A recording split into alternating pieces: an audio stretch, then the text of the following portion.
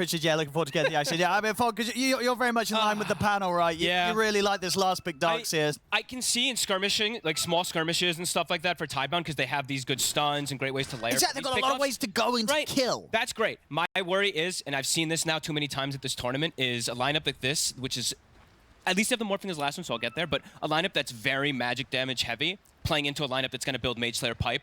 You get to a point where you just run out of damage, and there's Mage Slayer and Pipe that's going to come out, plus the Tinker machines. So it's going to be very appropriate how Tidebound looks to pop a target and go for these small skirmishes rather than big engagements. That being said, though, Liquid, it's going to take a little bit of time for them to get there. Darkseer can be a bit slower, and I will say, they do at least have that anchor of the morphling, right? It's not full magic damage lineup. If they can get to later stages as well, the morph can apply that physical damage. But, like Fear said, that's where this Darkseer pick feels so good. Sure. It trump cards versus the morph, the TB, the Dusa, perhaps the heroes that they were thinking about, builds the items that the team wants. But that's all on paper. We'll see what actually happens inside the game, as we'll see how these lanes end up playing out. No, I'm excited to see what Bucks able to do with the Wraith King, because this hero, I feel this hero is in a pretty good place right now. The skeletons are crazy good. They are. But it is kind of being ignored right at the pro level. There's a lot of teams, they don't touch this hero. They don't want to do it. What's the reason for that? I think more about just having a team fight offlaner in a lot of situations rather than having this single target and a scaling core who doesn't build auras, really. He builds for himself. I think that's what I've been seeing people stray away from. While this, I don't know, Wallachia always seems to just be big team fight, right? That's what it just seems to bring around every single time that we come back. But I agree. I mean, Wraith King in pubs right now is rampant. Me and Lacoste are actually doing Weaver Wraith King in every game. The bugs plus the skeletons. Oh, that feels Everyone nice. just dies. It's so stupid, but yeah, that's just about it. But we'll see how the lanes end up going, since it is this AA plus Wraith King. It's into a Tinker plus a TA, so it's not the easiest for them to get aggressive versus Tinker. That's true. It's a very safe lane for Liquid. Yeah. Mid lane, nothing to say, should have a bit of an edge over Nisha, but Nisha's been... He's been crushing it. He's been crushing it. But it is one of those rare situations, you know, as you say, where nothing to say is actually on the hero that's kind of favored, right? There's so many times we keep seeing nothing to say end up with a hero in this mid matchup that you wouldn't want to be on out of the two that end up there. But this time around on the Tiny, as you say, he should be feeling pretty happy against the Ember Spirit. I don't know how many games did we... I think me and you did like 3 games in a row where nothing to say. He's like, all right, always gets the bad matchup. Yeah. He ends up recovering most of them, but yeah. Should have a better time. 5 and 6 at the moment. Benicia also will have those 6 last hits. That was good denies, though. I think he's going to be able to keep it up. So, I think nothing to say should come out on top. Absolutely. In this in the landing stage, at least against the Ember. Yeah, and Shiro, as we said, you know, the Darkseer pick is for the later stages of the game versus the Morphling. The Morph in the laning phase, he's going to be fine. Shiro should get pretty much free farm, even gets handed a kill. Look at that first blood for the carry. And even though you do see Saberlight cutting waves, this is the ideal pick for that Morph in the early game scenarios rather than for later. Good kill.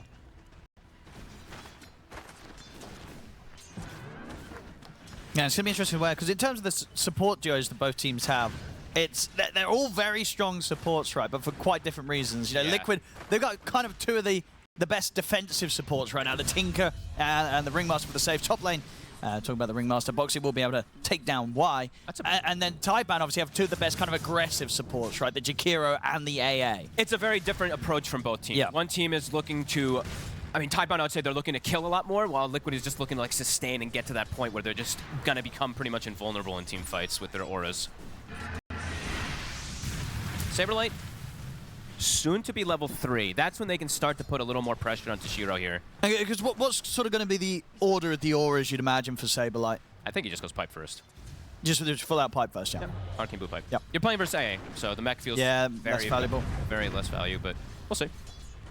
He could sneak an Ags into the play at some point too. He probably wants to get it since it's good versus all 3 cores. And there's that level 3, and can definitely look to make those aggressive plays onto Wire Shiro if they're not careful. The damage that comes out between these 2 is actually insanely high. I think most Ringmaster lanes can't write them off ever.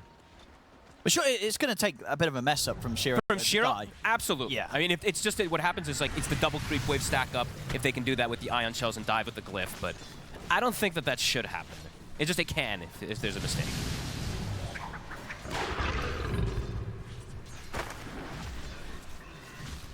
And I feel like I've just seen that happen just too much, that's why. Nothing to say is actually almost dying in the mid lane. No. Yeah, he's down in the last couple of tangos, already out of the bottle charges. And that was incredibly close there. He got him chained. He had to toss him under tower. They're gonna look to move for the power for the water rune. So Planet is looking to take away the one bottom versus Nisha. But Nisha's able to grab it. You're not able to get there in time, Planet. No, some extra harass he can throw. But just that. CS across the board, though, looking good. Wraith King's getting good CS, not preventing any versus the Templar assassin, though. But Morph and Tiny having a good start.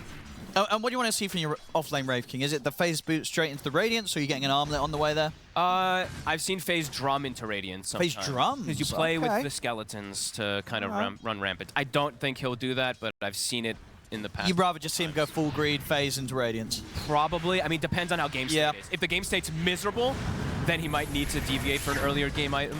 He's going to try and get aggressive here with the Skellies. Did he laser a Skelly? Oh. Level 2 March, always very difficult to dive. It's always going to be a free lane for Mickey when he's playing with this Tinker. Stupid hero. And he's got the Healing Lotus, so yeah, they're more than healthy there. Unless Mickey walks up way too far forward alone. He's pretty deep, but they don't have enough skeletons yet. I mean, I guess that's the question as well. You know, who's more obnoxious, the support Tinker Pickers of today or the mid Tinker Pickers of the yesteryear? Oh, God, yes. I'll just say yes. It's just a yes. It's Tinker. You know, what is more unanimously disliked in the pubs? Boxy is set up bottom. They want to try to get a kill here. They're very fragile on Bach and Planet right now down here. Looking for this surround. They're on Planet. He's looking pretty dead here. Gets surrounded. TPs are coming in, but Planet will fall. And the March is already down. Can they punish anything? Nope. Yeah, indeed they can't. Liquid's perfectly fine getting away with that kill. March OP. Power runes, about 20 seconds. Lanes are starting to be broken. They're going to leave the Darks here in a 1v1. Boxy going to start rotating. Could see some quick 6 heroes brought to the mid lane to secure this next rune. Why? We'll be able to get that nice D ward instantly to get the stack. Again, increasing. Who's going to get the power rune? Nisha, still level 5. They can mess with him. They're going for the play. Look at the avalanche into the toss. Got him. He's very dead. Nice play. I was like, oh no, he tossed him out of the cold feet, but it didn't matter. It's enough damage. But I don't know why that interaction. Well, can that happen with the verticality? Yes, it breaks cold feet. 100%. That's crazy. 100%. Because you're not even. I guess you toss pretty high. Unless the cold feet procs beforehand, obviously, because then they're stunned in the air. But if you toss them in the cold feet, it breaks the cold. Does Torrent mess with it, or is that not high enough? That one I actually don't know. But you don't go as high with Torrent. That one I'm not compared to being tossed, right? Yeah, I'm not 100% sure about the Torrent, to be honest with you. Oh well. We don't have to worry about it. There's no context. Either way, he was dead. Yeah. And I need to worry about the extra chain stun. Mickey is getting crazy free farm. He is having such an easy time down here on the TA, which, yeah, I mean, it is probably one of the chillest lanes to farm in, as you said. It's being a TA, obviously with your refraction, and then having a Tinker backing you up. It's a dream situation for Mickey's TA. It's dirty. We can say the truth. It's pretty dirty. Big stacks coming in. Does get the next one, so a quad stack on the hard camp to enable his Tiny, so nothing to say. Does have that soul ring to be able to get the farm going. Now, is there going to be any chance from Liquid to make some sort of crazy move into this triangle and contest these stacks and try and steal them with the Ember and the TA? Yes, maybe. You'd have to bring good heroes. You'd have to bring at least 2 cores, and you might have to bring 4 heroes at least. You know, because if you get up there, you start laying down the march, you could control that area and contest the stacks. It's just a little risky because of how many stuns I would say the Tidebound has. Sure, like they will turn up and fight. Yeah, I think that one might be a little difficult. They're throwing the scan though, so they're checking to see if they're clearing them. So maybe if they can see a chance to sneak it. I mean, they probably are considering it.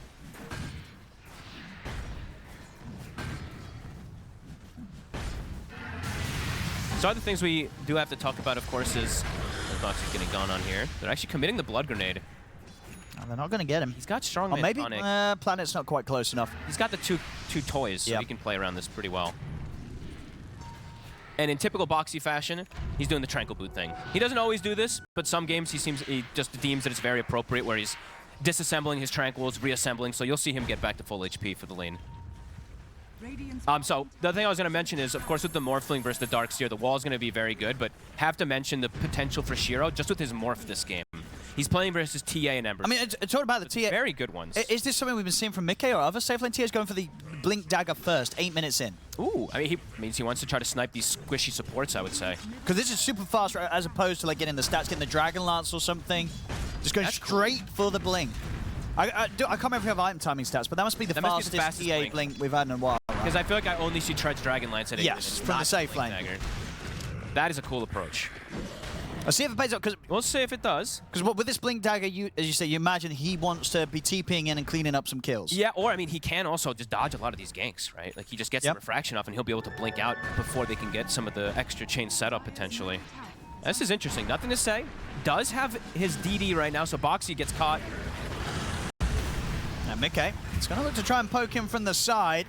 It's got the back of Insane and Saberlight. See what they can get in return here. They'll look for the chase down. Saberlight with the vacuum onto Nothing to Say. They bring everyone. Slight Change comes in. Nothing to Say is going to go down. Bark as well. Will slowly but surely Can he finish him? He will get Saberlight in return. But big But kills. Y goes down. Liquid, they look to be able to set up to take down Bark a second time. As he'll try and run, but the chains connect once more. As Liquid very ready to fight back there. As Tidebound attempt to poke. A big hit. I mean, Saberlight comes instantly. They join. They know that they want to be able to pressure, bring 5 heroes to stop that aggression. Yep. It's a big one. Big hit that they get there. And indeed, as we saw this, Blink Dagger on the TA 5 minutes faster than what we've seen. So That's crazy. Very much the first rush that we're getting on these safe lane TAs. Oh, mid. Oh, it's good burst. Is it enough? He has Stick Flame Guard. He's going to be fine. Yep. Can protect himself from the ticks of the Ice Blast. If they could throw the tree at him, maybe, but Nah, he's out of there. he's fine. He is out of there. And we saw, so I wanted to mention this, Yep. I was going to wait a little, but we saw Nisha play this Ember Spirit versus a similar combo yesterday, where he got to a point where like the Mage Slayer S and Y, and they kept almost getting him, he and doesn't would tick just down. get out. Yep. So this one we have to act the extra layer, of course, where he's going to have the pipe later, and he's going to have the barriers from the Tinker with that status resistance too. So a 1K lead right now for Liquid, but really slowing down Bach. He's now in a position where he's considering what he wants to buy, and he's queued up the Blade Mail. And Blade Mail versus TA never really feels that great. Yeah, I would have liked to see a bit more greed from him. I feel like I would have liked to see almost anything else, actually, but we'll see if it pays off for him. Arcane Rune, nothing to say. Looking for another Moon here. Last time Power Rune did not work. But trying again. They're going to find Saberlight in the front. He's got the box. And it's a lot of burst, though. And Saberlight, he's gone. Let's go down. Can they turn it into a tower here? Doesn't look like the easiest push. They're looking at Bark bottom. They know the reincarnation is still very much on cooldown. Uh-oh. Bark trying to escape into the trees. Ooh, he does get away. And they're not able to stay on top of him. And should be able to finish off this tower here, too, since they see that move made bottom. I thought for sure he was going to go down. The phase plus that little extra armor that he got from the chainmail. Nisha playing in a very aggressive posture, perhaps looking to see if Bach makes his way over, and they're looking to defend bottom, Mickey. It's difficult to get the setup on him at this point. This is a dangerous place to be for Tidebound, it feels. There's 4 heroes, or 3 heroes of Liquid set up in the area. They're actually contesting Ancients. They're just going to steal them with the Ion Shell. All right, they're going to get this triple stack. They sure will. I mean, they're not making it in time. No, but nobody's heading over here. That's quite the steal.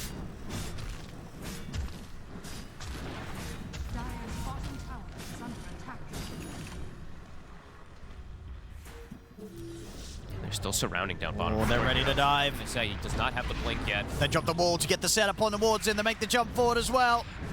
There's nothing to say. It's been left behind here. No way he can get out. Oh, man. It's going to slow down that Blink Dagger timing. That's a brutal death. How close is that Mage Slayer now to being finished? Nisha, he's one component pretty much away from having that done. And that's, as we mentioned, you know, versus the supports, it's devastating. Versus Tiny also, it kills his early game.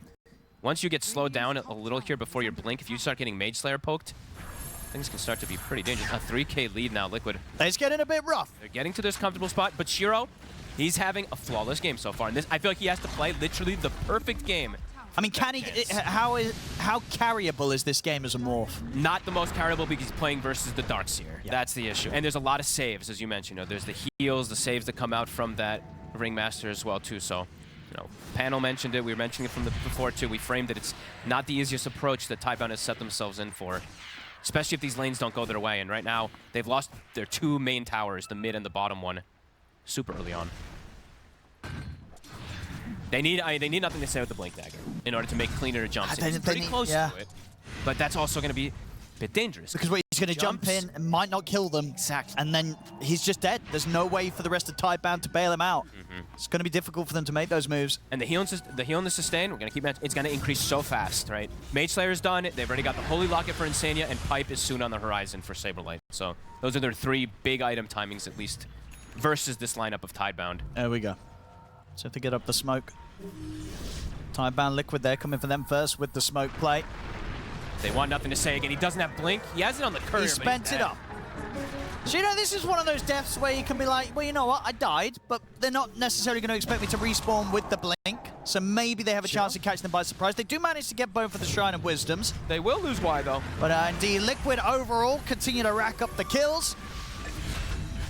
At least they get both shrines, but already seeing Liquid hitting their power peak at an early timing. Absolutely.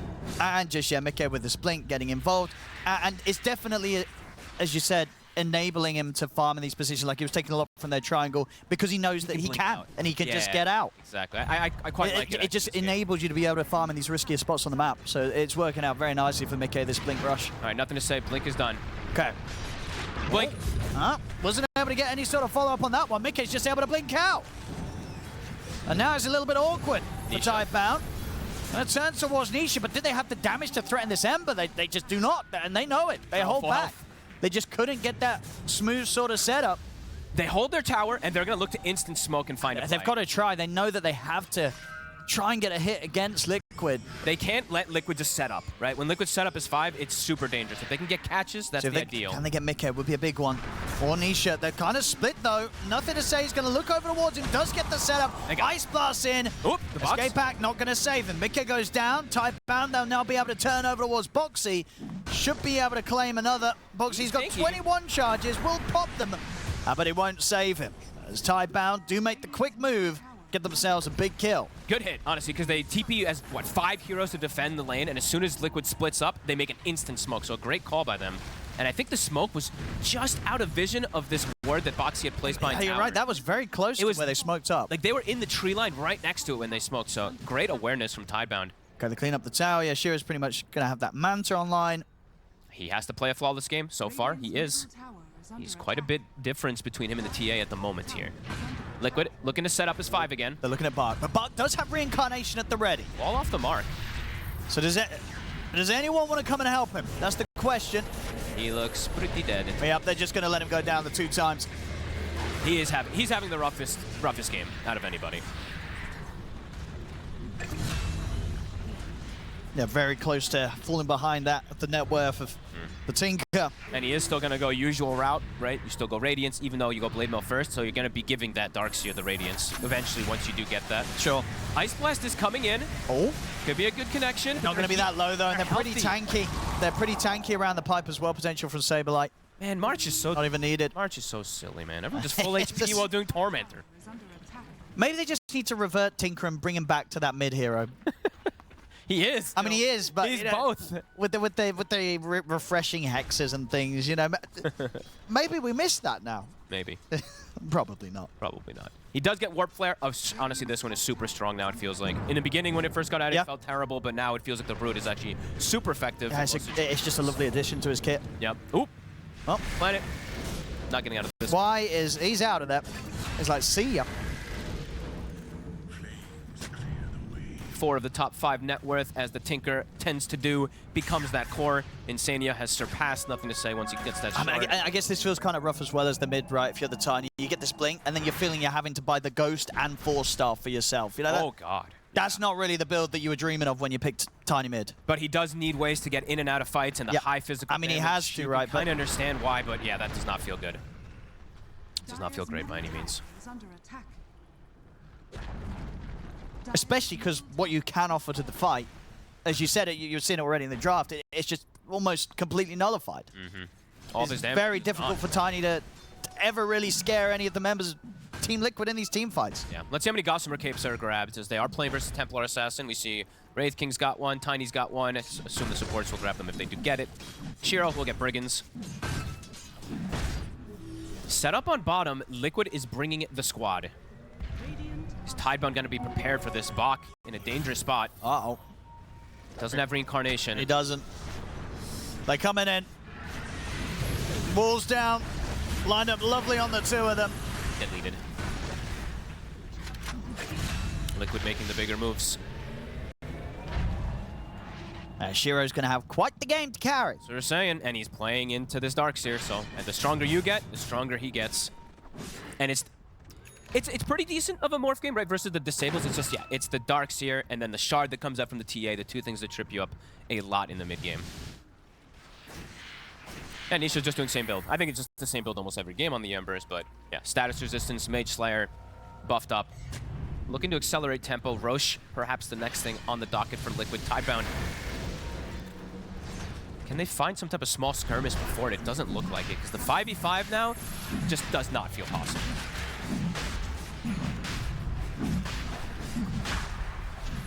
They know they're there, so they can potentially get a steal maybe with an Ice Blast. Planet wants to try to throw it out.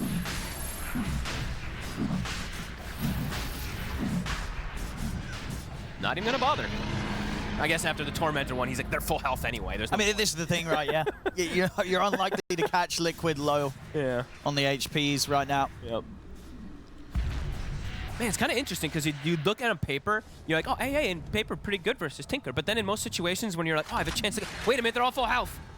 So it's actually kind of interesting how they play against each other in a way. Yeah, it's just because it's just such a consistent and just continuously, permanently uptime, right? It's always there, so yeah. A good Tinker's going to keep his team Boxy constantly in good health. He's got the blink. Does he actually get out of this? Ice Blast will connect. He's got the escape pact. And he dodges the ice bar. Got a glimmer. Look, he played that so cool as well. Even sort of standing in position as if he'd know that the blast radius of the Ice Blast would overshoot him, so he doesn't even take that additional damage. He's just completely read them. The styling, the blink daggers, yeah. We're seeing why they wanted them to, just being able to get out of a lot of these situations. And yeah, the Glimmer's online for the Tinker. Super value pickup. So we saw a couple minutes ago that he did get that.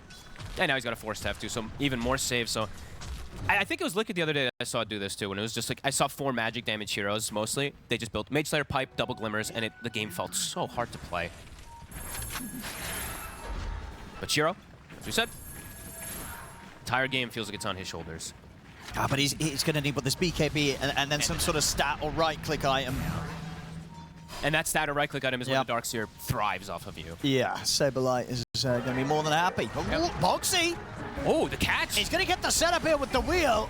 Into the root. No Manta. He's still able to waveform away. Shiro turns in the Ember Spirit as well, gets the Flame Guard up. We'll get dragged back into the wall, though. Shiro? He can't get out. He's just dead. Oh, and this game is out of control. Shiro has finally been found, and everyone else. Oh, no. Liquid.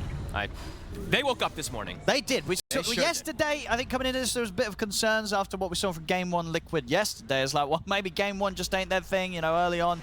They had a really rough Game 1 yesterday afterwards they had great Game 2s and great 3s. I mean, today, straight in with this Game 1. Making it look pretty easy. You know, maybe they're pretty happy that they banned that Mars, right? They're like, yeah, nice, we got Darkseer instead of Mars. Because this really just... The Mars ban was a little bit surprising. Yeah, this is the dream for Saberlight. After yesterday's Mars showings. Yeah. Liquid, it's honestly, all the 5-man moves are hitting. So Tidebound unable to avoid these smoke movements that Liquid's been able to set up to 15-7. Because I guess in particular as well, you got to imagine Shiro, he would much rather have played against a Mars than a Darkseer. Yeah. Yeah. Fear ended the panel thing with that too. Yeah, like, I think he's absolutely right. Yeah. It really did feel like this Darkseer was the end-all, be-all pick, and it's just a good lineup to thrive around it. And overall, for Tidebound, these early deaths on Nothing to Say hurt a lot, right? The bottom death in particular, the mid one afterwards. But overall, it's been also Bach. He's had like no game. This bottom lane in particular. Yeah, it's not been great. It's been a slow one. Completely free. He's nearly got his Radiance on top of the Blade Mail. Okay.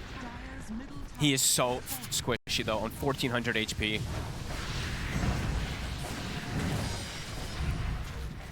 Of course, that Radiance, of course, will be given up. Shiro getting closer toward BKB, but he'll be able to survive a little longer. But where's the damage now? Where's it going to be coming up from the side of Tidebound as Liquid on the hunt? Planet. He'll give Nisha a bit of a tickle with the Ice Blast.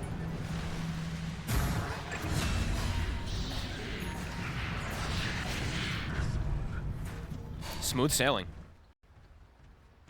Dire's bottom tower is under attack.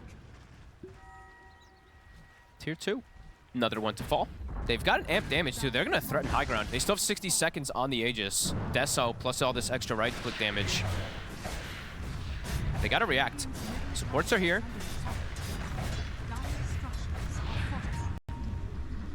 Liquid is considering sticking around, still 40 seconds.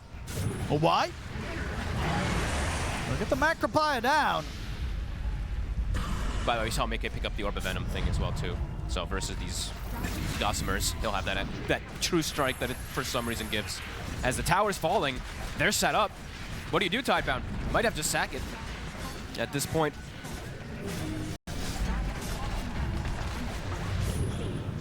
Another catch. And the support's just suffering. There's Nisha dives, both of them. Godlike.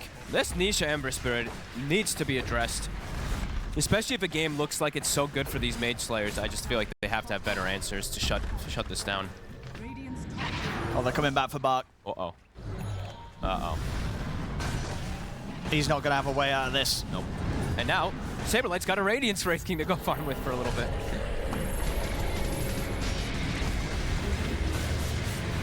A very clean game from Liquid. Just giving no hope to Tidebound in this mid-game. Yeah, this is a little bit of an old stomping, this one. Yep, another one of those. We had a lot of them yesterday. We did have a lot of stomps yesterday. It's looking we might have similar today, at least with the start of this series. Shiro has the BKB. Boxy. Can he go for the solo play? Shiro more slow. Definitely not.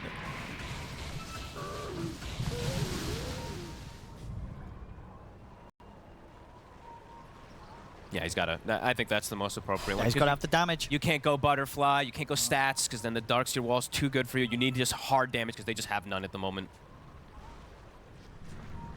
Nisha, Aghanim's done. Really strong one this game versus these supports as well because he can just, he can like 100 to 0 them in the back line. A little bit disappointed that Mickey's got a BKB queued up, honestly. Why's that? Does he need it? There's a lot of stun. He's not dying. A lot of stun. He's not dying. A lot of spells. Get that Daedalus out. He might change it. I feel like he might not buy this BKB. He could definitely change it. But this is the sensible choice, Owen. This is the I end the game choice. Off the next Roche. We go BKB, TA, get Roche. Win. But he's got all these auras. He's got but the he's being Tinker. sensible, Owen. You know, I think he won't. I think he'll change it. He's not going to buy a BKB. He doesn't need no BKB. Nisha. Arcane Rune at the ready. Level 18 is hit. As we said, the Aghanim's finished up too. Top. Saberlight. It's going to find White. Slowed down by the Trapper Mickey as well. White. Saberlight Shiva's is done. So he's got the answer versus the Morphling. Doesn't opt to go for the Aghanims for the punch. Doesn't feel like they need it anyway. Insania has an Aghanims. I mean, they're so fun. Good luck, Shiro. Let's see, what do the supports buy? Do you have a... And they have 4 staff, they have 8 toes. I'm on the board of like buy Solar Crust, who cares? Like we literally just need to give this guy everything. All on the Morphling. Yeah, at this point, it's literally all about Shiro. It sounds so bad though, but like that you have to go if you want to deviate your builds, but it is a very uphill battle. It's Liquid. Yeah, there it is. I told you, there's no way he's buying a BKB. No. There we go. Mickey, he knows. He's not going to buy a BKB. Who would do that? What kind of crazy character player would do that? And then when he dives, and then if he dives and dies, he queues up the BKB instantly. But he probably won't die. So because it was getting to that point, you know, we get like 2,000 gold and you got a BKB queued up. It's like, well, I could start buying the BKB, but now I could just buy like that small crit and go for something like a Revenant's Brooch. Stupid. Mickey, yeah, he understands. Greedy core players. He understands. But true, if that is the beginning of the downfall for them in this game, that would be quite entertaining. But unlikely with how far ahead Liquid are. Planet's dead. Oh, see if they can find more in the trees. They can. Why? Shiro? Caught by the chains. Trying to find the angle. He will. But they're chasing. The wall's down. Got anything else to dive in? I'll catch him with the root. Barks here ready to keep him protected though. Throws out the stun the way of Mickey. He hasn't spent up yet though, Mickey. I wonder if he's considering other damage items. All right. I mean, what would be the fun? Like, are you buying a Revenant's Brooch? Are you buying a Daedalus? Do you want to get an MKB because the Radiance mischance? Oh, and it's either BKB or Revenant because he's playing versus Morphling, right? So sure. It's so like the damage item will be the Revenants. Yeah, definitely. Since it's that super high armor hero. Nothing to say. An item you don't see built too often on the hero, but can absolutely understand why. the Nullifier. They're playing versus the escape back. They want to try to get these toss back plays and kill a hero. They don't want them to be saved. I mean, if you wanted to do the big brain thing as the TA, What's up? could you just not buy a Hex and end the game? Oh, and he could buy a lot of items. He has a lot of choices. He goes for the Revenant. He goes for the Revenant. He just goes for the high damage. Yeah. No, it's good, it's good. Yeah, he's definitely got options, but... And look at that, yeah, fastest on the Tiny. This Nullifier. Well, yeah, because it's usually something you don't want to buy on. Yeah, this is not. Yeah, I think there was only like two other games or something that we had that stat from. But yeah, it's a record nonetheless. Let's see, Saberlight. They're set up for this, it looks like here. Can they pop him? See if they can, though. Nullifier. With the Ice Blast passing over, they will. That's Saberlight gone. That's the Nullifier pickup. But Nisha. He's turned up, and he's ready to start getting some stuff in return. Oh, he is flying through him. Nothing to say. Does get the blink away. Okay. That was very close. The traps are down, though. Nisha. Bug does still have the reincarnation. They're feeling hesitant without Saberlight. That Nullifier comes to play immediately. Stop the escape. Yeah, they just throw everything down onto him. It works. And Shiro's going to if they can do that to the Dark Sea, they could probably do that to the other heroes as well. Yep. Absolutely. If they can find them isolated. Boxy is going to be able to scout in this pit, so this is not the freest one. It's difficult to try for this. Yeah, and 20 seconds they've got until this Darkseer respawns. They kind of need to find another pick-off. Their base isn't a problem, though. They probably have to get back and get these things out. Shiro's out of it. Now, it was a good hit onto Saberlight to attempt to try for the Roche, but now Roche shifting bottom. Much harder for them to attempt for that contest. And Liquid actually even perhaps setting up for an attempt here onto Shiro, since his BKB's on cooldown. Yeah, still a difficult jump. Yeah, especially that close to the base. They don't go for it yet. Level 20, Nisha has been hit. More damage. And they are smoking. Liquid. I believe they did catch sight of this. Or the illusion bait. Do they fall for it? Liquid is so ready for this. They know it's illusion. Saberlight on the front line. Nisha trying to break the smoke. What about the smoked illusion? Okay, no, never mind. He'll start hitting the creeps. So I'm going to try and out-mind game them with that. They're going for the big wraparound. Shiro does have the Revenant's Brooch picked up for this next fight too, so his damage has gone up a fair bit. Nisha continuing to lead that charge. Again, scouting. Insania. Well, I do see Insania at the start. Gonna try for the jump on him, but they can't get the follow-up. Insania's perfectly fine. Nisha, he's just gone straight for the backlines. The wall gets knocked out. The back on the three of them. Shiro will try and fight back. Pops the BKB odds for the TP out of there. He will escape. Only just. But the supports died so quickly, and now Bark left alone. Also, in a whole world of hurt here as Liquid surround him and leave no chance for escape. Man, watching Ember Spirit when he's at this as point soon as so insane. They were aware that something was going on up there, Nisha, he's just straight in. Yeah. Gets all the information that they need, scouts out the entirety of the team, and kills off half of them. Look at his damage. Yep. How much he does with these Remnants is insane in this point of the game. 6 different Remnants that are passing through like 3-4 heroes. Absurd amount of magic damage that he contributes. Look at the Roshan for Mickey. See it again. It just looks so, like, that initiation is so awkward. Immediately it's like, uh-oh. Things are very problematic for them to pipe. They don't get it onto Saberlight, and then, yeah. Yeah, Nisha, he's just straight in, Nisha. Leads the way for the rest of the team to follow up and ensure that Tidebound just couldn't pull together any sort of move. Honestly, like, I feel like maybe versus Liquid, you start just really putting Ember Spirit in a higher priority of bans, because this just feels like it's Nisha's best hero right now. Sure. Like, yes, his Kunkka looked good, but it had some difficulties. Ember, I feel like all these games I've seen no difficulty. I mean, you could just be so much flashier on the Ember Spirit, right? Yeah.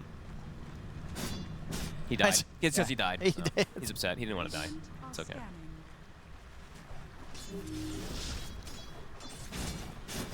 26-9.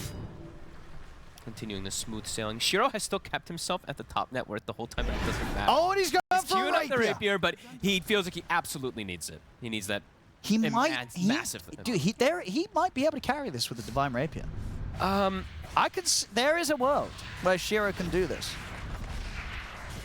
What are we on now on the win probability? I reckon it's still giving them a solid 8%. I would say about 8 to 10%. 8 to 10%. Let's check it. Let's That's get actually 13%. Not bad. All right. Don't know about that. Yeah, tone it down a bit. Let's go back to the 8%, I think. Yeah. It's broken. Siege. But the rapier is very close. Shiro is going to get it. Alright, this is hype. Oh, no, he's TPing back. It doesn't matter. The courier's got it. Okay, the courier's got it. You're absolutely right. Yeah, he's got enough. He's got enough right now. Demon Edge, rapier. He's actually assembled it already. He's trusting that no one's going to snipe this courier. Let's have a look. Can Shiro do? Oh, there with the jump. Oh, it's a toss back on his teammate. Oh, no. And the wall Oh, on onto the forward. The vacuum wall combo gets dropped down. Shiro just watching as his teammate die beside him. Oh my god, that was the best case scenario for Liquid. Let's see what they can do with the buybacks. Everyone dead except for the Morphling. Box in. And box out. The wheel's going to get dropped down. They control him. Shiro. They do get the initial kill on TA. They managed to take the Aegis out of him. But Bark's gone a second time. Shiro. Jumping in. Shiro trying to get back to the fountain, but Nisha's on top of him with the chains. It's over. GG's called. Liquid. I'll take this game. Pick it up. Insania, pick it up. Get the rapier for the it, scoreboard. He got it. There we go. No reaction whatsoever. Did he get it? Yeah, he's got it in his vent. Thank you very much, Richard. Yes, time to get into the action here of Game 2 between Team Liquid and Tidebound. Falk, what do you make of this? You sort of saw the Centaur coming. One of the reasons as well why you feel that Tidebound went for the Mars themselves. But Mars, this here, we saw what, XXS try yesterday. We saw Saberlight try yesterday. It's looked pretty underwhelming. And I think we saw one more on the other stream, or the further games too, and I think that one lost 2 if I'm not mistaken. It's lost 3 of the 4 games it's been in. Yeah, I think there's only one here at PGL Wallachia. So it's been a more risky pick, but you can understand the concept of why they wanted it. They wanted to keep them trapped inside. Of course, that matchup does change later on, like Fear said. Once this, you got to start putting the cart in, there's always going to be ways to play around it as... Yeah, let's see how all these things kick off. And we did have to mention, the reason the Centaur is so good, natural pipe builder, right? And just the lane versus the gyro. You have a 20 base damage advantage. We always have to mention that one. Usually gyro ends up winning almost all of his lanes, having a good, successful time pushing it out. The fact that Centaur just has 20 base damage just makes it so much easier for him to last it. Yeah, that was super tanky. That was Saberlight Centaur yesterday that was completely trashing the gyro, right, in the CS. The gyro had 4 CS, and the Centaur had 18 and 6. It was something like that, yeah. It was crazy. Yeah. And they've got the Shadow Demon too. So this hero, as you've seen, it can be a bit of a risky pick. Oh, look at but this. With Centaur, it's very strong. I don't know if Tidebound expected Liquid to come from this angle. They set up from the tree line, in with the disruption. They're going to look to run Shiro down. One more tick. Oh, he's going to tick out. Stick. Did he have it? He had 2 stick. Oh, he absolutely could have at least lived long enough to not give up the first blood and probably just straight up survived. He had 2 stick, and he died to he would have lived, Owen. 100%. That's a bit of a slip up. I mean, he probably wants to die and be able to reset anyway, but still doesn't want to get first blood. Gold, yeah. Yeah. Okay, bit of a slip up there. Yeah. Who got the last hit? It was Insania who got the first blood, but nothing to say. At least gets the trade. So the mid lane, I want to say that he should have a better time, but I've just been seeing he should just win all of his lanes. So nope. Was Boxy? that? Yeah, they're just Boxy's just straight up dead. Okay. They have 3 heroes top. They really want to. They got that kill. Yeah, they want to make sure Shiro gets off to a hot start versus the Centaur.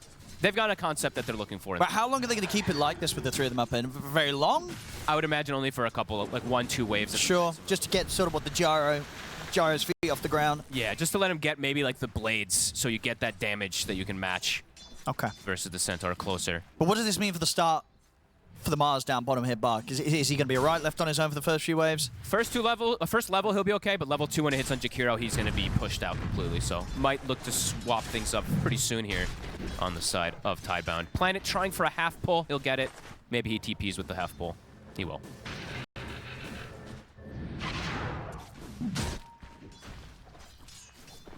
So cool approach coming in from them. Yeah, we're going to see a bit of a different style from Liquid safe lane this time. Well, last time around a very defensive one with the TA and the Tinker. This time, much more aggressive. Tiny Jakiro. They're going to be out for blood. Yeah, and overall, I would say there's not really a way that Tidebound can get a kill down here unless there's a huge mistake. This should be Liquid having a pretty free start for Mickey. Bach, though, should be able to get some good CS down here. Especially at the start. And we did see he went for Victory Feast, which is a bit interesting since he is playing versus Save again. So we did see yesterday Saberlight going for that versus the Escape Act, and there was a lot of saves, so let's see if that comes into play at all. I was going to say, how sort of the vision game for Liquid that could maybe put him off from getting the blood sport? It's like Shadow Poison can be pretty obnoxious anyway, just to always get vision, but not as good as yesterday's ways of attaining vision. So let's see if that comes into play. We'll have to keep eyes on that. Because again, you know, people have got to die in the arena for you to get the benefit from this, and that was a problem we had yesterday, right? They weren't killing anyone in the arena. Yeah, 0 died in that arena.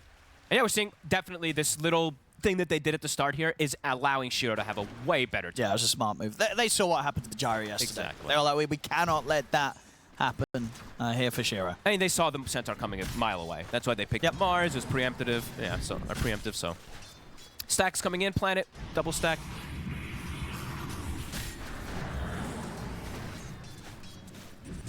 Looks like he will be giving up that that Lotus up top. So you know a fun one about the disruption? You know how this works, right, with Lotuses? What do you got? You don't exist. So if you actually stand on the Lotus pool and you disrupt someone, you get the Lotus. Sure, they don't because they're contest gone. it. They're banished. Same for the Shrine of Wisdom, I imagine. Yeah, right? it's the same for the Shrine. So it's actually one of the really powerful ones in order to actually steal these Lotuses or objective contests. Does Torrent throw you up far enough that you don't count as being there? No, you still exist. You still exist. I think it's only ODS drone disruption. I don't even know if ODS. What about Toss? No, it's You're still there. existing. You're Top, still- Boxy. But you don't exist for whether or not you block a camp, right? So why do you exist? That's different. That's Z-axis on the spawn points. I see. See what I mean? Yeah. Okay. So the Z-axis for like the shrines and the lotuses. That doesn't exist. It's all the way up there. Yeah. 20 and 8 mid lane, so we are seeing especially that early kill for nothing to say. Double Bracer, he's having a bit of an edge at the moment over Nisha. They get the X connection. Planet's here. See if they've got enough with Planet. They've also got Y. What a headshot. Lovely angle there from Y. What a play. Now extra bit of control and damage will allow them to take Nisha down. All right, we've got a game building up. Tidebound, after that first one, have fixed things up in the laning phase especially. Nisha does deny the water rune from the bottom one, but nothing to say we'll be able to double brace her backpack and get the one top. Why? Boxy? This looks like a pretty tough kill to go for. So I'm going to get the connection with that Shadow Poison. Now, he's got 9 got stick this and one. Fairy Fire, so... Yeah, even if he gets, what, 5, it's not happening. No, it's not going to happen.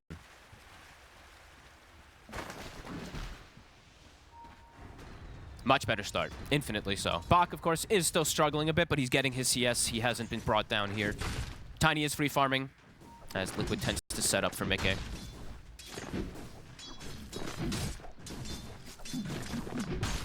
A lot of small things coming into play. So this bottom lane now, it's a half pull that comes out from Insania, so positioning for the lane will be more dangerous for Bach in these next 45 seconds or so. And what are we going to get from the mid-conquer? Is it still going to be the Phase Blade Mail Radiance? Yeah. You want a Radiance this game? Yeah, why not? Yeah. Don't see why not. Unless it doesn't... No, I don't see why not. You don't care about the disruption? No, I wouldn't say so much. Level 6 is hit, nothing to say. They go immediately. Straight away, make the move on Anisha. They're bringing the supports. Make sure it's an easy kill once again. He's crushing it this time, nothing to say. He's like, Nisha, you got the edge last time. I got your number. Rotations from the 2 supports. Yet again to get the kill. The second he hit 6. He actually X'd him before that creep died, and then throws the boat almost immediately. Yeah, so quick moves. And he's pressuring tower here too. He's got the next creep wave. He's got another Tidebringer to force it in. Boxy probably needs to make the move over. See if they can try for the setup. Do these two actually... Yeah, they can't try and kill him. Just push not without the 6 on Nisha. It's just still over half a level away. And a Dream Rune for nothing to say. And amp damage. He's going to look inside the stacks to steal. It's only a double stack, though, so nothing to write home about, but at least it's something. Nisha will be dragging creep waves with his boar. Doesn't want to play in that same spot and probably just wants to be efficient with farm, with axes. Infinitely better start, though, across the board. And I really do like the way that they set up that initial try start for Shiro, because it's making the big difference for him. He has excellent CS up here versus the Centaur. Absolutely. If we ever get some sort of Gyro versus Centaur again, I feel like if the teams don't do this, they're doing it wrong. Agreed. This is definitely the way to play it. Yeah, at least the first 2 waves secure him those extra CS, and then it does look like it is quite nice. Shrines of Wisdom. Y does want to look for the contest. Boxy's super low level. Going for the double stack. Y. She said, bringing the numbers. oh, cooldown coming in from Shiro. A lot of damage.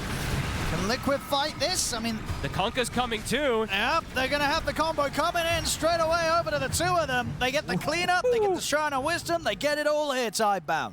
They are playing this early game absolutely perfect. Level 8 now on nothing to say. Connecting over. Boxy is level 2, Owen. Yeah, that's not That's not good. That's not good. Oh. Shadow Demon has been struggling. He had one rough game, of course, yesterday as well, right, on the Shadow Shaman. True. Something about these Shadow heroes. Yep. See it again. I mean, great rotation, great timing coming over for Shiro to connect. And the fact that Shiro is 6 already, right?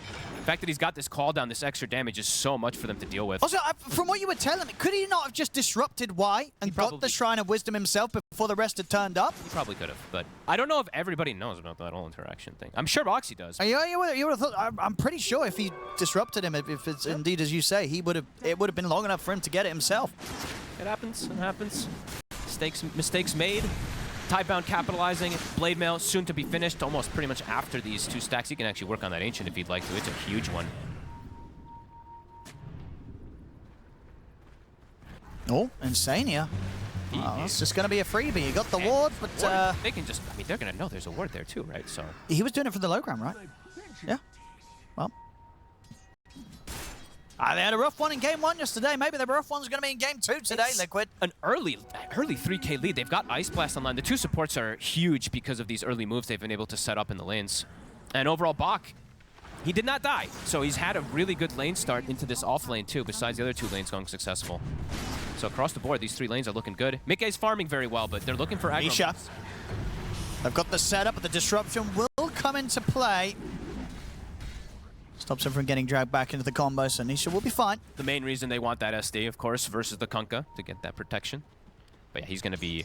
That feels like it's going to be Boxy's entire impact in this game at this point. It's going to be mostly, at least in this early game, he's going to be... sitting behind the cores. Yeah, just to save them. He's just so poor at this point. Shiro steps up a bit far.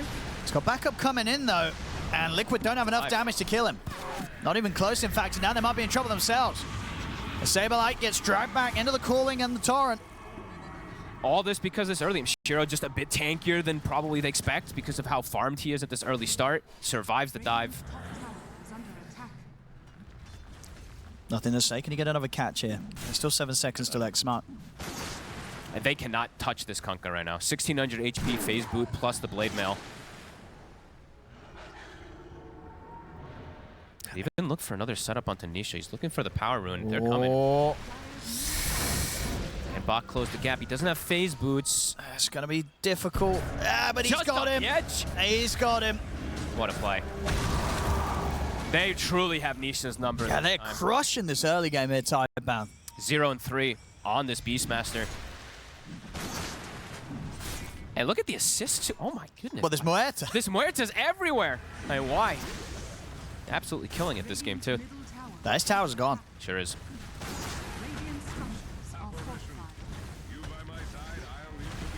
As you said, Mickey is having still a very good game.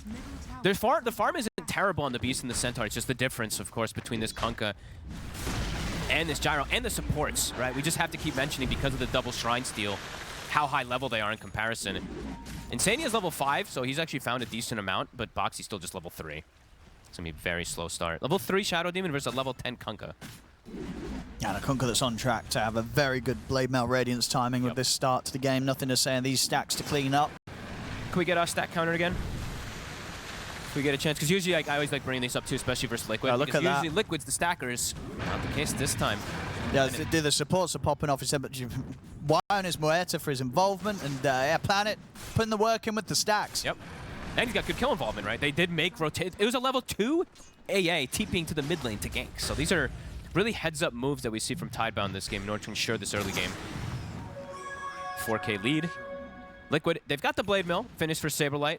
Nisha needs a lot of time to be able to farm, so maybe not going to see many moves from them. I guess this is the thing as well, right? Tidebound, around the Kunkka in particular as well, especially if he gets the rum off. Him and Bach, they're hard to burst. It's not going to be easy for Mickey to find a timing to turn up to these fights and start getting kills right. Honestly, everyone will be, because of how the laning phase went. Even the Gyrocopter is deceptively tanky, especially if he gets that rum off. When he's on Strength Treads, it's 1500 HP. So it's going to be pretty much a very heavy sort of farm game from Mickey. Do you think will there be chances for him to turn up, or is he going to be fully focused on just trying to keep up in farm? Keep up in farm until he's got Shadowblade, right? Once he's got Shadowblade Shard, then he can start hunting backline supports because he'll be able to essentially one-shot them, but it does feel like it's going to be quite slow pace from Liquid, and Tidebound can thrive with map control.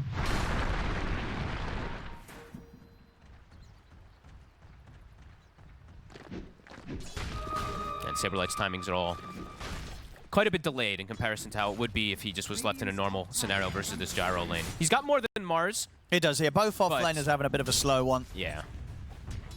Top tower, another one to fall. Missing the last hit. Oh, Top tower has fallen. Come on. uh-oh. Come on, Jim. Come on. Come on. Hey, he's not got low damage anymore, you know. No excuses for that. That was literally the banner creep, the little flag mirror. He just took it. Saberlight. TPs. Get some, has some farm at the T2 coming probably soonish. Or he'll farm the neutrals. Nothing to say. Wants to invade. They'll find Boxy. Boxy will have the disruption to mess with him. And might be enough to allow him to break away, yeah. Yep. Why couldn't get the angle for the dead shot? The speed that you get along this river does make it hard a lot of times to get some of these catches. You do see that disruption save him. Downtime for Liquid that they absolutely are very happy about to be able to sit back and acquire these items that they need after the lanes. Tidebound does not want that downtime, though. They want to get more kills. They have such good burst damage between these three. They'll bring nothing to say.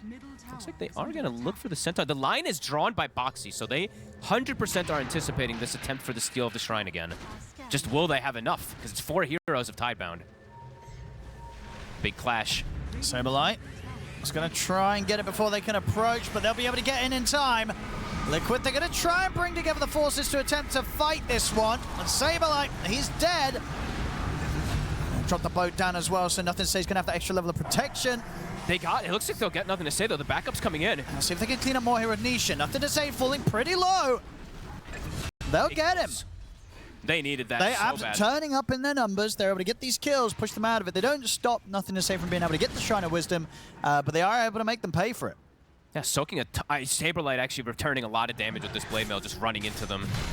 And they, as you said, they brought the numbers. They brought all 5 to be able to contest that one to get these trade kills, which they need. No Shrine of Wisdom, but a good exchange. 1,600 gold that they get off of that. I mean, that's all. I mean, Nisha now is very close to having the Aghanims done.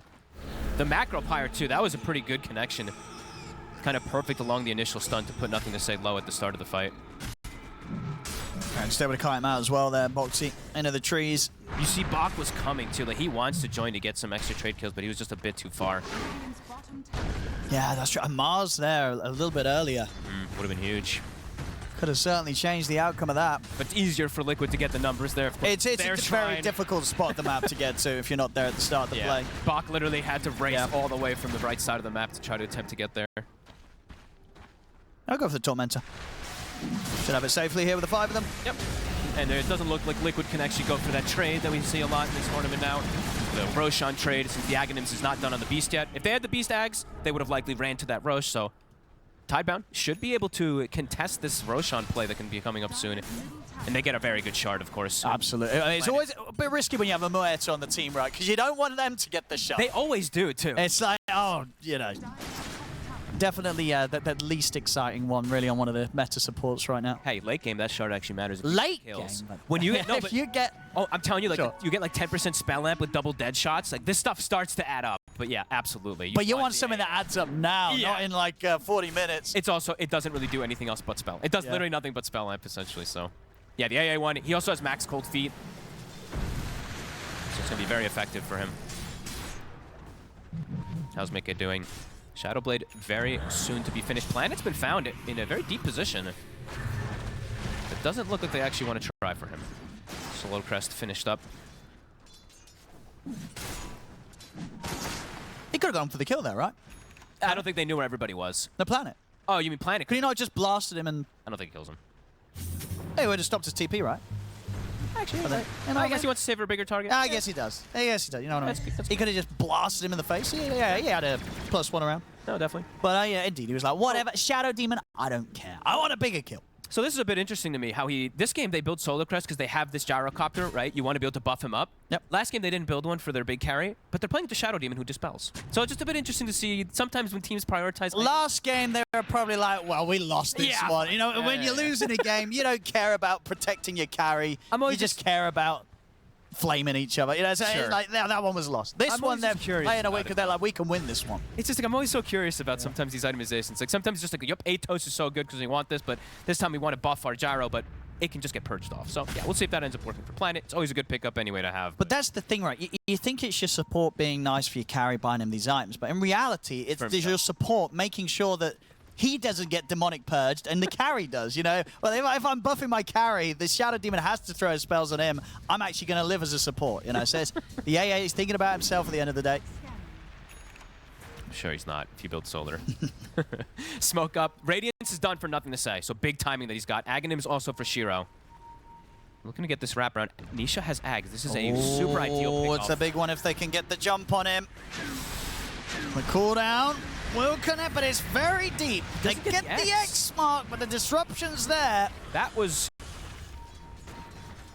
awkward. Nothing to say, actually didn't have phase boots up and he was getting blocked by his teammates or something. He couldn't close the gap. Was he? X. Oh, let's get a replay of that. Who's weird. getting the blame? I mean, someone was blocking him? I mean, that looked weird. It looked like he was able to actually phase boot and close the gap. But either way, Shadow Demon was there to get the save, and now a lot of spells used. Call down, especially Liquid, wanting to strike off of that. Yeah, you reckon he might have been able to get that X sooner? Maybe. Either way. Yeah. It's a slip up that can definitely get punished here. Boxy has a Blink Dagger now. Shiro. Uh-oh. Well, let's see if Liquid succeed in finding a big kill. Yeah, absolutely. Yeah, Snappy coming in. They get the jump, the roar, the Macropire. That's pretty huge. Well, they're considering fighting back, Bart. They'll get the pushback with the spear. But they don't have their gyro, and it's quite a significant amount of their damage output right now. And it is the Centaur. Yeah, so they're going to let Saberlight be. Liquid. Showing that they can catch back up. Good strike back, and we're seeing, you know, consistently the farm. You know, Mickey, as I said, he's played a safe game. He's not getting involved in stuff that he doesn't need to. And we're gonna see. So what happened? Okay, look, ready? Watch the Kunkka. Where's the X mark? Watch. Ready? Blocked. Oh, right? he was getting blocked a little bit. A little bit. A little bit. But either way, you could also say that they usually want to tell the Kunkka to be the one leading, and Shiro was leading. So a pretty big miss up there. Because that would have been a huge kill, and they get that. They're probably not losing their gyro moments later. Top. Liquid. So unfortunate stuff there for Tidebound, especially considering their entrance into this game, where they have had such a pretty impressive lead. That lead's now dwindling. It's moving away. Mickey's now in the top spot as the Tiny. It's getting closer and closer to that 50-50, it feels like, after that fantastic start that Tidebound had. How's Saberlight's itemization looking? He is still a ways away from the pipe, but it's, again, a fantastic pipe game versus all 5 of these heroes. It's kind of crazy that him and Bach are struggling on the same level this game. Yeah. They've been pretty much the whole time at the same net worth. It's not been an easy game for the offlaners. But Bach has not died. But he's died 3 times, and he actually has slightly higher net worth. Well, that's the thing, because he's actually been able to get involved in something. Bach's not really been able to do much, if anything. Right? He's just got the 1 assist. He hasn't really been able to get involved or find solid opportunities to turn up and fight with the rest of the team. It's been a very kind of not a lot's going on here from the offlane position here for Mars this game. I mean, the question of the Mars, you know, we were saying he does have Blink now, so he can get involved, but I feel like he's been struggling. Some heroes at this tournament have just been kind of cursed. I feel like the Slug supports and the Mars offlanes. It's all that level of they turn up, they get a pretty horrific KDA, and then they leave. And then for some reason they turn up again. It's the Slug supports unless your 9-classer sucks. Sure. Saberlight. He's gonna finish this pipe, and then I feel like Liquid can actually go for the 5v5 fights rather than just going for small pickoffs. They're gonna potentially be strong enough versus Tidebound when they have that picked up. But Tidebound, they also are getting close to this next big timing, BKB for Shiro, as well as the BKB on the Kunkka. They're going to ideally look for that triple BKB timing versus Liquid. Yeah. But Liquid does have ways around BKBs. They have Roar, they have Shadow Demon. High physical damage from Tiny. No, they're very ready for this. Here we go with the smoke up. Again, yeah, BKB's finished up for Nisha, actually. Quite early after this Aghanims. Level 15 for him. Purge. See what they want to do about this Tidebound. Saberlight's in. It's the hoof stomp. Stampede as well. At the roar out on towards nothing to say. Nice Bug to follow up. The arena's down for Bug. He'll catch the 2 supports, but the disruption comes out. Nothing to say. We'll get the boat thrown down. Look towards Saberlight. Saberlight caught by the cold feet. They'll finish off the Centaur. The carries are coming. Nisha's BKB about to come to an end as well, and Shiro turns up from the high ground with the damage. Will be able to take out the Beastmaster. The tick out does happen. Does the Kunkka also? Oh my god, the Shadow Poison just ticks off at the end there. That was actually close to almost getting him. And then they'll take that, right? They've managed to kill off the 2 cores. They only lose themselves the 2 supports. Yeah. It was just a great position for them to end up finding a fight that the kind of Liquid themselves led themselves into. Shiro, he was ready to join from the high ground. Very easy for him. They don't have Mickey. They need Mickey if they want to go for that play. He was all the way on the south side, still finishing up his BKB, didn't want to get involved. Yeah, we'll see it again here. The boat comes out, and there's not enough. It's at this point, right? Sableye, he's gone for this. Nisha's gone for the Raw. But where's the damage coming in to kill the Kunkka? That's the problem, right? I mean, Bach, it was perfect timing. It does. This time around, he's there, ready to just mess with the 2 backline supports and make sure there isn't that immediate follow-up to maybe stand a bit of a better chance of killing nothing to say. Because he just said towards the end, he did tick down very, very low. I think it was like 1 or 2 seconds off from the Shadow Poison, right? Look, he still has it here. Look at the Shadow Poison. He actually popped it himself. He activated it on Shadow. Well, you're saying if he didn't pop it, he would have been able to pop it when the rum had gone down to like 1 HP and he might have had him. If he just, might have. I know one of those situations where if you didn't press anything, you might have done a better job. Wild stuff. Mickey, as we said, BKB is finished. So he didn't turn up to that last fight, but now, Tidebound, is this their BKB timing? Shiro has it. Mars doesn't quite yet. Kunkka doesn't yet, but they're looking to fight anyway. Yeah, I mean, Clash. This could be tough because but Mickey being involved, this Tiny's going to be pretty terrifying. They get the setup on him though. Atos to hold Mickey back first. Liquid. Put the Macropire down onto Y during the Pierce the Veil. It's doing a lot of damage. I mean, Y. He's might tick out. Yeah, the tree comes in. Mickey's able to finish him off. Barks trying to jump in. Nisha? The arena, the Ice Blast coming in across the 2 of them. In fact, the 3 of them catches all 3 cores. A pretty much perfect Ice Blast there from Planet. Makes the connection. Mickey has to go for the BKB TP out. See if the rest of Liquid can survive here. Boxy TP's out in the trees. The X-Mark is going to be able to bring back Insania. What a nice play. They were ready for that one, and indeed, yeah, this time around the combo hitting Buck, now starting to get these big arenas off. And yet that perfectly, the radius of that blast clipped all 3 cores. You couldn't, honestly, Bach stepping it up massively, right? We were criticizing these Mars, but there you go. Just lands the Spear Initiation on Nisha at the start. They chain sequence the combo. He's ready to make his case for the Mars. Yeah, and we see the Victory Feast actually come into play too. Some extra damage and heals inside that arena. Yeah, we'll see this again. They were set up for it. A beautiful setup. Even though they killed Y at the start, they have that high ground positioning advantage, and it's all Bach here. Look at this. As a Planet, look at this beautiful Ice Blast. They saw the pushback of the arena as well. Push Mickey back into the blast as well. Didn't see that. Very nice blast connection. And at that point, yeah, the fight's completely over for Liquid. They're lucky to be able to bail Mickey out of there, really. Really nice stuff from Tidebound. And especially that's before they had the 2 BKBs on the Mars or the Kunkka. Yeah, and that was the fight that was going to be the big one for Liquid, where they're like, we're going to bring our Tiny and get him involved. True. Doesn't go well for them. That was the pipe timing. That was the Tiny timing to come in. And Tidebound reestablished that lead that they had in the early game, now having an Aegis on Shiro as well. And soon a Butterfly. That's actually quite early that he's going to be able to pick that one up. They have a lot of damage overall on the side of Liquid that, you know, just is going to go through that. But yeah, we'll be able to stand his ground decently perhaps versus the Tiny then. And Tiny, not really a hero that likes to build MKB too much, but we'll have to. Not really.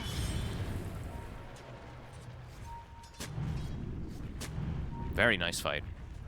Dire's top tower Bach now BKB's finished, so it'll be even easier for him to perhaps get that grab. tower is under attack. Boxy. He's been found.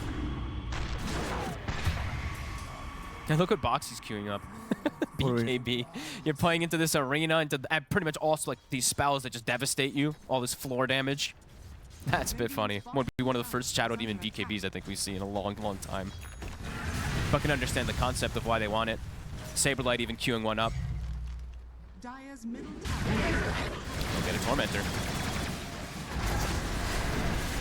I feel like Saberlight might still deviate from the BKB, but he can still do BKB Aghanim's. It's still a build that he obviously wants eventually on the Centaur. So far, Tidebound now.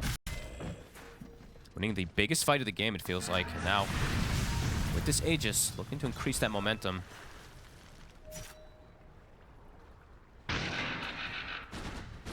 Their fights have become much easier with triple BKBs, too.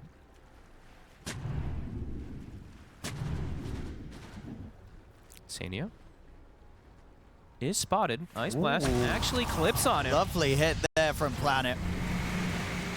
Go down. That looks like it was shot toward like the mid lane, and then it like bypasses mid lane, and just ideal that it sets up on him there when they have the ward. Radiant structures. Planet on point. Oh, and he's queuing up the refresher on Planet too. Hell yeah. Okay. Very fun. How do these cores play into getting ice like Tiny? Good luck, just ice blast him twice. See ya. Yeah, I guess he doesn't need anything else, right? He's got his glimmer. He's got his solo crush. You know, he's done his supporting duties. Yep, and as we've seen, he's hitting all these ice blasts, so why not throw another one into the mix? Yeah, he doesn't need Atos or Gleipnir or anything. No. He's hitting all the blasts. Exactly. The setup's there, and even if the setup isn't there, he's making the connection. Saberlight wanting to steal the shrine. Nothing to say is already there. They threw the scan. Can he get it in time? He does actually get it in time. He's going to die for it, though, surely. Ice blast coming in. Is there any way out for him? He's going to try for the TP out. He's going to tick down low, but he might actually just live here. Nope, never mind. He will not live here. Another ice blast that hits. How many of these have been hitting? Look at that XP. 2,000 for the AA. And another kill here for Tidebound. They are really starting to find their footing.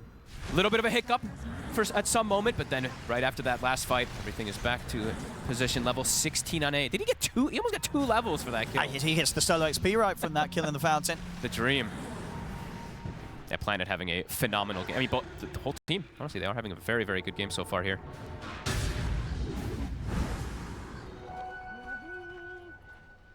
What's the plan now for Liquid? They sort of tried to go for that timing where they turned up for a team fight. Didn't go great. Since that, they've had to sort of sit back, get back to the farming, but it can't feel too good right. Sure, on the gold, Mickey pretty much keep it up dead even with that of the gyro here for Shiro, but it's just in that matchup with the butterfly online for Shiro, it just doesn't feel good being the Tiny, right? Absolutely. I mean, I think the next timing really is just wait for the MKB on Tiny, but you still have to be very careful with these overall team fight clashes, as we've seen Tidebound just that much stronger in the 5v5 now.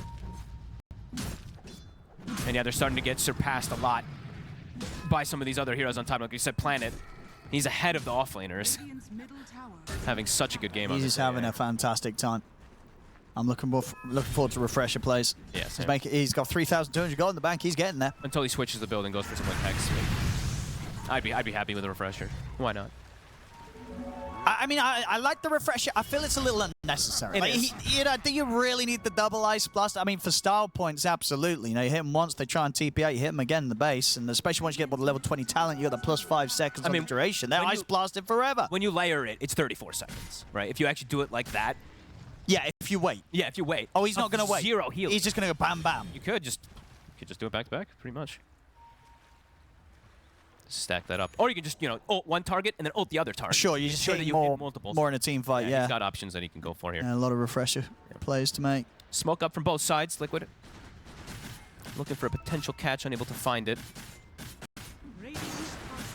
Liquid still, their pickoff is phenomenal. It's about the 5v5 team fights of how that's going to be really decided. They're coming over as well through. They're looking for it. Through the twin gate. They do have the MKB done for Tiny. He's got good damage, Mickey. Oh, nothing to say.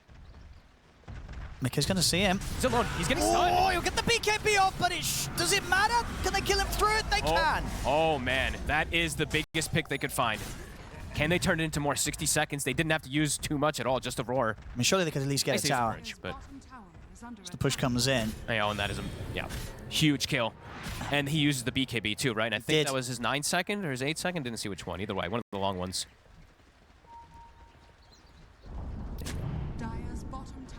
Slow down the momentum of Tidebound. They're ready to go again, see if they can make another hit whilst the Kunka's dead. They saw the gyro top. Looking to strike Prax in mid. They have this ward from Boxy that is seeing why. I mean, that's going to be, if they're able to kill off nothing to say and then kill Shiro. That'd be devastating. That is the dream situation for Liquid. Oh, and they're on him. Roar is back up in 10 seconds. Oh, they'll settle for Y. So that will, at least give Shiro the chance to play it safe. These pickoffs are pretty huge. Now it's going to be 40 seconds no muerto. They might still dive. Okay, they can't. Continue. They're getting the Blink Dagger cancelled here on Saberlight with the Vortexes. Mickey has his Blink Dagger. Can't close the gap. Chaining these kills back to back, it makes it difficult for Tidebound to get that 5-man together to mount a fight. Liquid.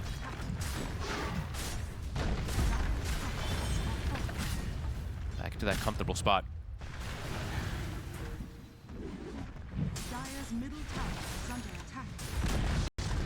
Full Satanic done. As you said, Mickey just a little bit ahead almost every single time. It feels like just like 100 or 200 ahead throughout this entire game. For all the chaos that's sort of gone down, I feel like Mickey's played this game pretty perfect. 3-0-2. He's known exactly where he should and shouldn't be. Like this is exactly what you need to be seeing from a carry. And when you're kind of playing a losing early game, he's just not made any mistakes, Mickey, so far. I'm sorry for this, Owen, but he's the rock, right? There you go. Yeah, he's the rock for the team. Yeah, he's absolutely the rock. That's the solid rock that they need. I had to use that was my B cop right there.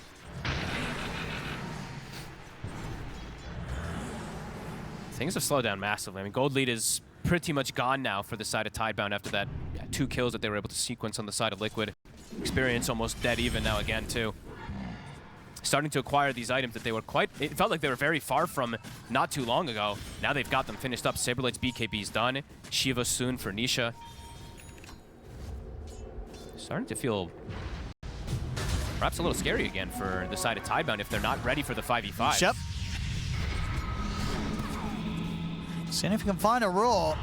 He can. And Mickey, they'll get the toss back. They've caught the 2 of them. Bark has to put the BKB and drop the arena. Ice Blast is coming in. Nisha puts the BKB, walks out the arena, looks to finish off Bark. Bark trying to juke him out. Bark still alive. Mickey, can he find the finishing blow to him? He can't. Bark will live. Nothing to say now, but the tideway brings Nisha back. And Nisha with the BKB already used. He's falling low, but Mickey in with the jump. The 2-man avalanche toss onto the both of them now. Nothing to say. Pots the BKB, the Gale Guard. Gets him up to the high ground. Shiro tries to stand his ground against Mickey.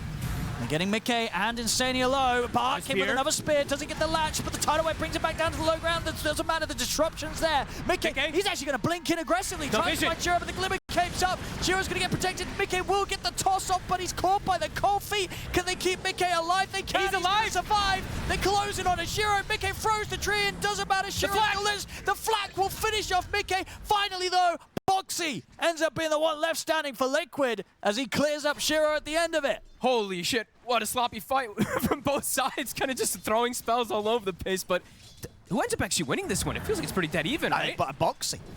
Let's say, what's the actual gold exchange and XP exchange? It's a 600 extra gold change for Liquid and a pretty much dead even XP exchange. I mean, Boxy must have got some serious levels, though, from the end of that, right? 7,000 XP. He got 7k XP. How many levels is that? 4? Oh, we did. Yes, right. It's 7k XP. He got 7k XP. I think that's 4 or 5. Yeah, 4.5 levels. If we see the replay, we might be able to catch his level at the start of the fight. Yeah.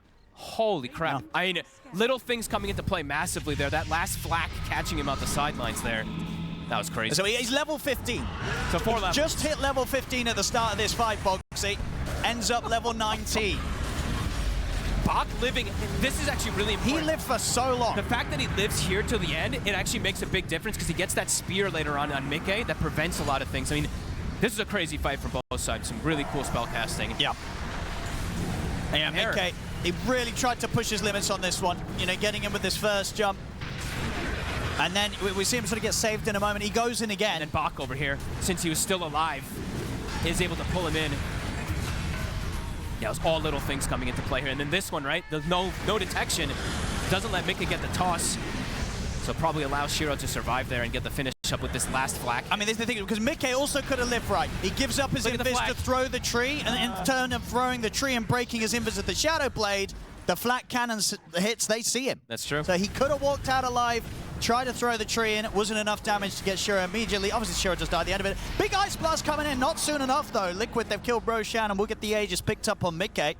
Now he's got the Silver Edge. Now he's got the full Silver Edge, yeah. And an Aegis for the next fight, too. So with that, just feel like it's a little bit easier for Liquid to approach. Bach almost with a Hex for the next one and a Daedalus, so Shiro does increase his damage a lot. That last fight was crazy. But yeah, Boxy definitely incredibly happy as he's now level 20. Level 20. And this is a big 20, I have to be honest. This is the 15% Disseminate, so now he's got a 50% shared damage. So it's like that. What we usually like to say is like this weird Fatal Bond kind of style ability. So it's pretty huge. Even if he throws it on something like the Tiny, like on Mickey, it's going to be able to display a lot of damage, or the Centaur. Does have some good targets to be able to go for with it, now that he's gotten so many levels. Usually a spell we don't talk about too much, but usually don't see a Shadow Demon level 20 at this point. How close is Planet to his 20, as I said? That's always a big one for the AA. He's pretty close. Also, yeah, I know of it. definitely important to mention that Shiro did get an ultra kill at the end and got all the levels. So he went from 23 to 26. He did, before he So- died and gave up a lot of XP to Boxy. He, of Yeah. course, got a lot of XP and gold himself on the gyro. So he's got that minus flak. And he's got the Daedalus for the next fight, too. This next fight, it's going to be massive, and it is into the Aegis. Who's going to find who first? And they spent out pretty much all their gold, right? Fine Planet. I think everybody spent their gold, Yeah, except for... only Saberlight has buyback. Yeah, absolutely everybody spending it. Muerto with an Ags, another big timing for them. It's dangerous moments. I mean, that's the sort of wombo combo and Team 5 Tidebound's pretty terrifying, right? Yes. Arena cooldown, boat, double ice blast, Ags dead shot. It's a lot of control, unless Liquid's able to play smart with the BKBs. I got to keep eyes on this double ice blast. Yep. This is really important. Planet cannot get caught at the start of this fight. He's super important. And look at how he's probably saying that, I'm going to the base, guys. Get ready to be able to have that set up for the ice blast. And he gets the best neutral item he probably could get for himself, too. The Timeless Whispers of the Dread. Yeah, I love it. Insane amount of But what enchantment did he get on it? Timeless. Oh, sorry, yeah, Timeless is... sorry, it's covered over by the HUD. I didn't see you up there. I don't know what the names are. Yeah, say the spell amp one. Well, Timeless Relic, yeah, yeah, sure. That one makes sense. I feel like most of them are pretty crude. Makes up it. And what does crude mean? Yeah, there's the Okay. Got the Stampede. He- And that's going to get him out the first Ice Blast. I mean, Shiro used his BKB He did. very early. Now he's got to back off now, and he's just going to get the chance to get the Raw on towards White. Oh, and without BKB, Shiro can't fight. Absolutely not. They've got to keep him hidden on the high ground. That's the first Ice Blast used as well. He'll have it up again in 20 seconds, but Liquid, as soon as they see that BKB used early, they're like, okay, we've got control of this fight. Nothing to say. Not close to his next big item. Mika has hit 25, so Avalanche cooldown is online. How are the rest of these items looking? Saberlight still has yet to queue up if he even wants. He doesn't even seem like he wants the cart this game. So we have seen most of the time Yeah, the cart's kind of hype. especially when you're versus Mars. And we all want to see the tiny toss with the cart and the centaur, of course. But Yeah, I mean, I guess even if it is later on in the game, right, Crimson does still feel nice against Flak, Yeah. but it is kind of later in the game. I guess it is just because of that flak, though. That's actually a really good shout. Yeah.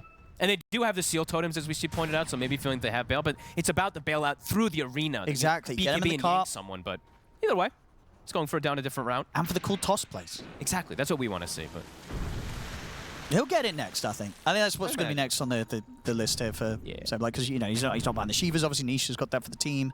Nisha also is very close to having a refresher, Owen.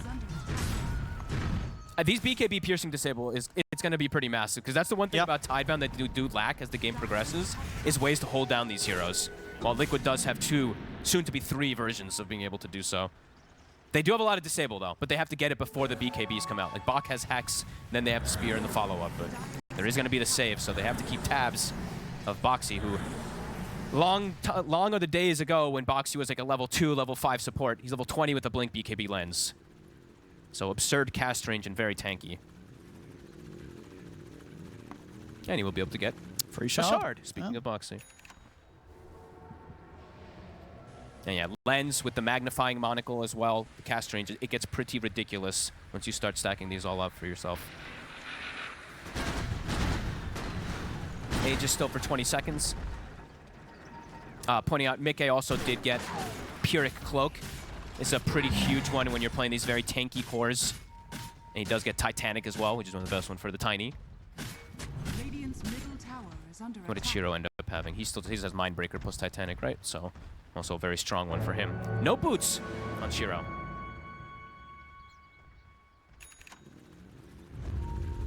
Does have this SNY. Looking for the fight.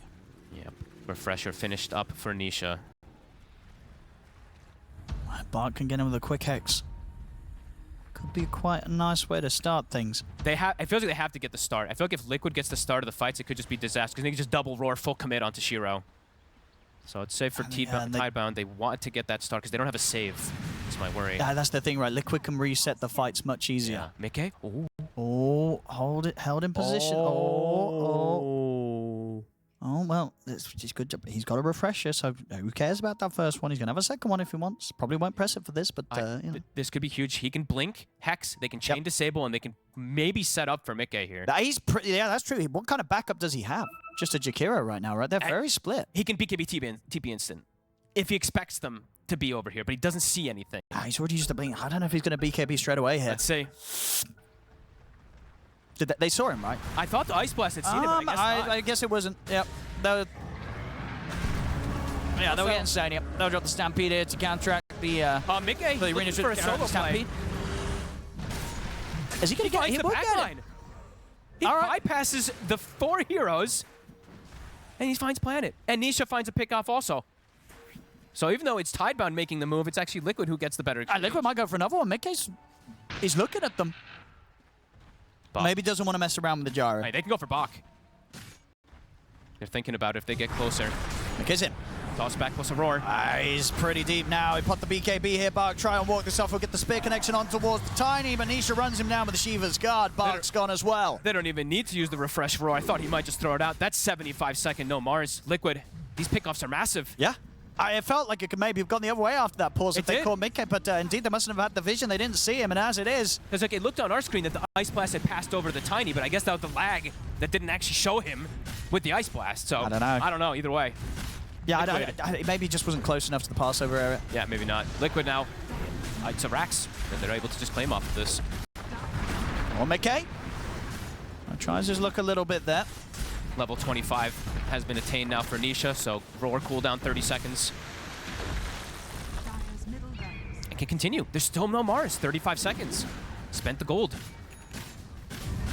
Oh, Midgate. Toss back. He's in. They get the setup. Nothing to say. Is there any saving him? There is not. There are no saves. The Kunka's gone. Can Shiro and White find anything in return? They get the stun in on towards Midgate. Ice Blast. Ice Blast coming as well. Manisha jumps forward, ready with the second roar. Locks down Shiro. They turn straight towards Gyro. Shiro's able to get the BKB and the Satanic off, though. He's healing up. And Liquid, they're bailing out. BKB TP from Nisha gets him out of there, but Sableye ends up ticking down to the Ice Blast. Midgate and Insania have to run.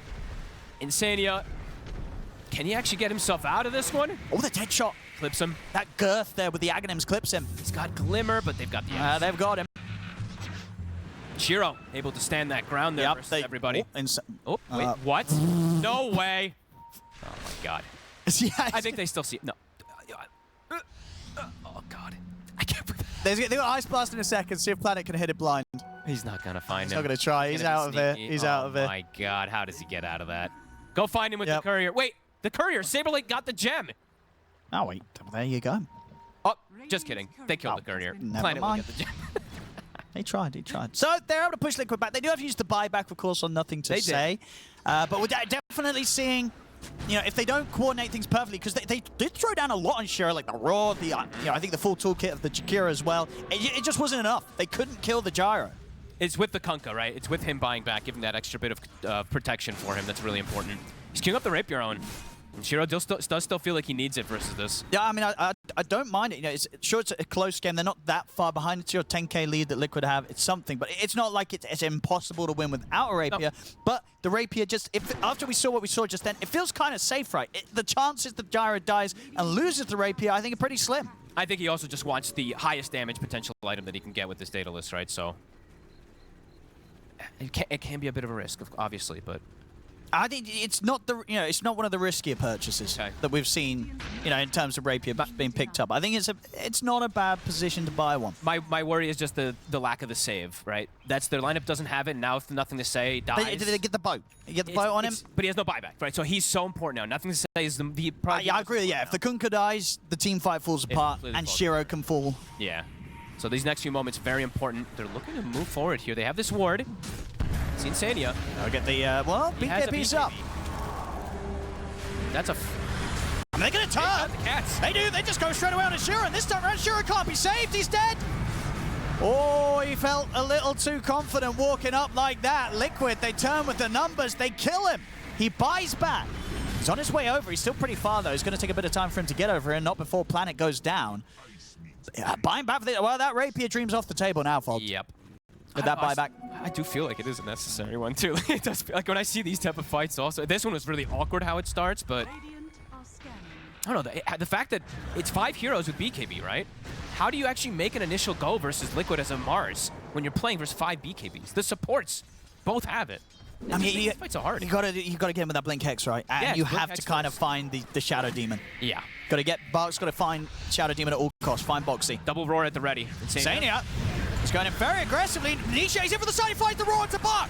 He finds the Mars. They kill the Mars. The Bowman coming the second roar there. Shiro. Onto Shiro. They move it over towards Dryo. He'll get the BKB and the Satanic off. So Mickey? Shiro will heal back up. Mickey's gone. Wait, he has no buyback. Liquid have to bail out of this.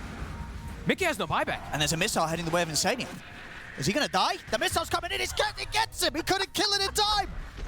Oh my god. Boxy. The Ice Blast connections on Mickey. Perfect. And now they get the Roche. Rapier Dreams back on the table. There it is. Get this Aegis online. It is a triple buyback. Triple buyback. But a necessary one. All of their buybacks now on cooldown on Tidebound. They'll have the Aegis to play with, and as you say, wow, they still need a lot of money for the Rapier. But this is big though too, because not only is it the Aegis, it's the Oh, Pressure Saber, Shot. he's going to try for it. Oh my god. He's into the pit. It's a little bit early. Does he get a steal, any of them? Can he pick up anything? Did he grab any help with the car? But the Ice Blast is upon him. The Spear's going to miss. Doesn't matter. He's still dead. He got nothing. He got nothing. Not even a single component. He at least does have a buyback. It was a risky move that I guess they, as a team and as Sableye felt that they needed to try and take after how the last fight went. Yeah, ends up dying as well. There it is, the Rapier. It's online. 30 seconds, no Mickey. Push coming the other way, Tidebound. Now they have so much chain stun with Bach, right? With the Refresher Shard. We'll check this out again. Yeah, no, it was a fair attempt. Just came in a little too early. And as you say, I did have maybe the chance to pick something up here. But in the moment of panic, didn't manage to grab anything. Shiro takes out the tower, Oh, tier 4s. ready to look for the game here, potentially. Liquid, they do nearly have everybody back up. Crimson's blocking 163 per hit. A box in. Oh, Disruption. disruption. Silver Blue Spear, they make the jump into Shiro. Shiro, he's getting pretty low. He's actually dead the once. That's the Aegis. What? Was that Blade? My guy died so fast. Shiro, he's going to look for round 2. But he's dead though. Pops the Refresher, but he's dead. He doesn't get a chance to get anything off a second time. Shiro? They're going to try and run. The disruption there on Shiro. He does still have BKB and Satanic ready to pop if needed, but the dumps there with the Who Stomp. He'll keep his cool for now. As I say, he's still got BKB and Satanic if he Roar. feels necessary. Roar in 5 seconds. Nisha. He's in, but the silence! The silence clips him, will get the roar off, but the BKB is already there. They can't kill Shiro off, and now Shiro's ready to step back towards them. Shiro, Gets the double. jeez. Sableye back in with the Who Stomp. Can they burst him? They can! They bring Shiro down! Liquid, they get the kills. The Rapier in the hands of Mickey. Tidebound, 3 dead without buyback. That fear almost making the difference on Nisha, pushing him back, but either way, they've got the numbers. All those buybacks used from Tidebound, Liquid.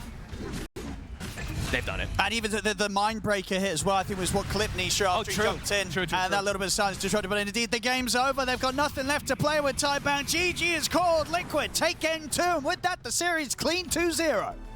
Very cool game. Definitely very back and forth. Liquid showing that they had a very comfortable approach in the game. Even though Tidebound had that advantage for what felt like a lot of the game, it didn't matter. Liquid winning these last few big engagements. Tidebound had to throw a lot of extra buybacks to win those last few fights. They did. Every buyback was on cooldown when it came.